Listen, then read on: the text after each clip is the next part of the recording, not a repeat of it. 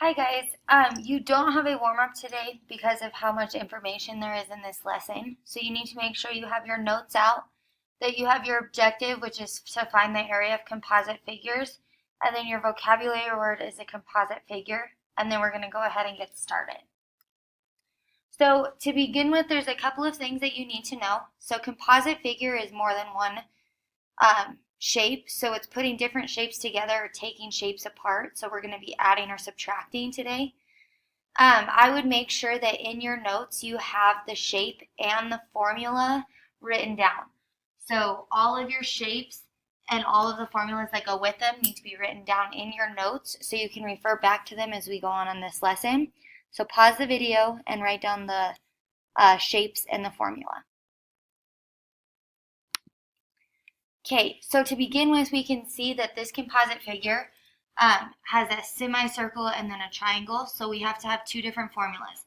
So the formula for a semicircle would be pi r squared divided by 2, and then the area for a triangle would be base times height divided by 2. And then we just have to plug in for our formula and solve. So if you do 3.14 or pi times 3 squared divided by 2, you'll end up with 14.1. If you do 11 times 6 divided by 2, you'll end up with 33. So I have what my semicircle equals, and then I have what my triangle equals. So I have to add them together to get my whole shape.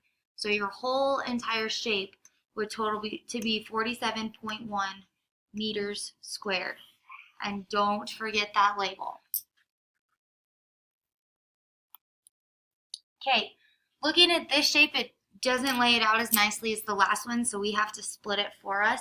So if we split it where it's nice and right down this seam, we end up getting a square, and then we have a trapezoid. So we'll have to know the formulas for both of these in order to figure out this shape.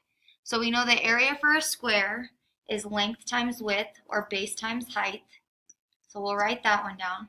And then we know the area of a trapezoid is base 1 plus base 2 times your height, and then we're going to divide that whole thing by 2. Okay, so looking at our base times our height for our square, we're going to have 25, we're going to have 20 times 20 because it is a square, and our 25 got chopped. So it's not quite 25 anymore. So 20 times 20 is 400. So 400 inches squared is going to be our square. For base 1 and base 2 times our height, our base 1 is 13, and our base 2 is this 20. So it's still the same length across no matter which way I'm at. So 13 plus 20. I'm going to multiply it by my height, which happens to be this piece.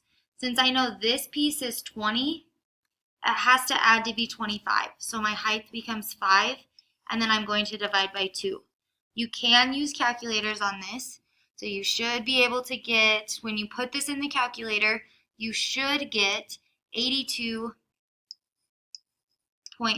If you don't, then you typed it wrong, and you need to make sure that you have parentheses or you're doing the order of operations before you are entering anything.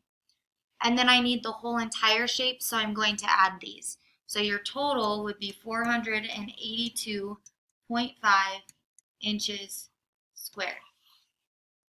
Okay, so we're just splitting shapes apart and then adding them together.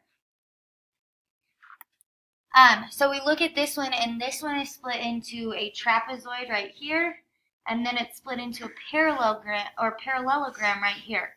Okay, so we know that the area for a parallelogram is the same as it would be for a rectangle. So we're going to have a base times height.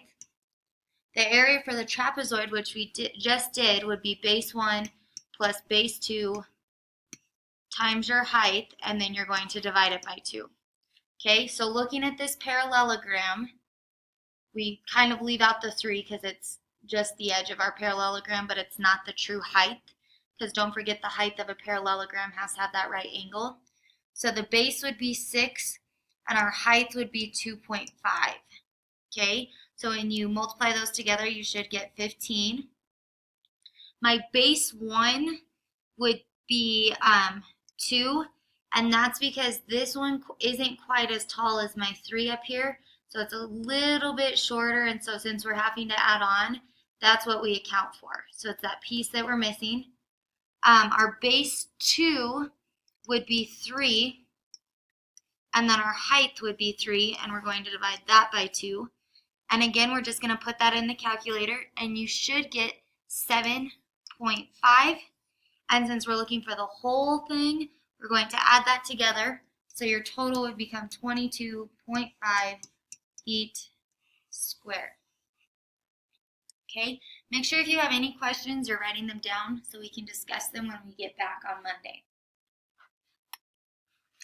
Okay, this one we're looking at a square and a triangle. So again, we have to write down our formulas. So the area of a square would be base times height. And then the area for a triangle is going to be base times height divided by 2. So if we look at our square first, because that one's pretty easy to see, we're going to see it makes this outline. So our base would be 15, our height would be 12. So 15 times 12. Okay, when you multiply those together, you'll get 180. And then I'm going to look at my triangle.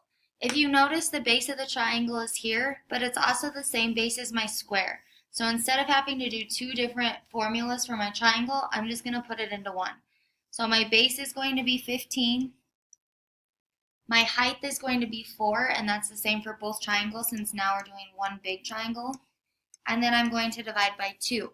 So when you do that, you should get 60 divided by 2, which is 30.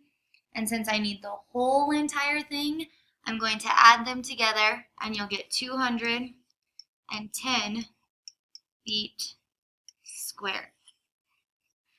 Okay, you will have a lot of practice on this because this is what you need in order to make sure that your understanding is the practice. So you will have practice as soon as we finish this one. You'll be able to ask questions, work with a partner, and then make sure that you're understanding it before we have a quiz on it. So this one is going to be a little bit different because we're going to have to subtract because they're only wanting to know the inside region. Okay, so the 2 shapes that we see is a big rectangle on the outside, and then we see 4 little triangles that have been cut out. Okay, so we're going to use the formula for a rectangle, which would be base times height, and we're also going to use the formula for a triangle, which is base times height divided by 2. So when I'm doing this, I'm going to have 12 times 5, which would give you 60. And then for your triangle, your base is going to be 1, and your height is going to be 1. Oops. And then, so 1 times 1 and dividing by 2. So really I'm taking half, but I have to multiply it by 4 because I have 4 of them. So I'm taking 1/2 times 4, which we know is fractions. You have to leave it, change it, flip it. I should have taken, or multiply across. 1/2 of 4 is actually 2. So then, instead of adding them, because I need the shaded region and not the part that's not shaded, I'm going to subtract. So I'm going to have 60 minus 2, and that gives me 58 inches squared. Okay, you guys are going to work on an inquiry lab. If you finish the inquiry lab, then you are going to have a worksheet that's front and back that just gives you more practice. Please try this, and that doesn't mean that if you don't get it, you don't have to do anything. You still have to try, and you still have to show some work or show your thinking so we can see who's getting it and who's lost and where they're lost, so we can make sure that we're covering everything. Have a great Thursday, and we will see you guys Monday.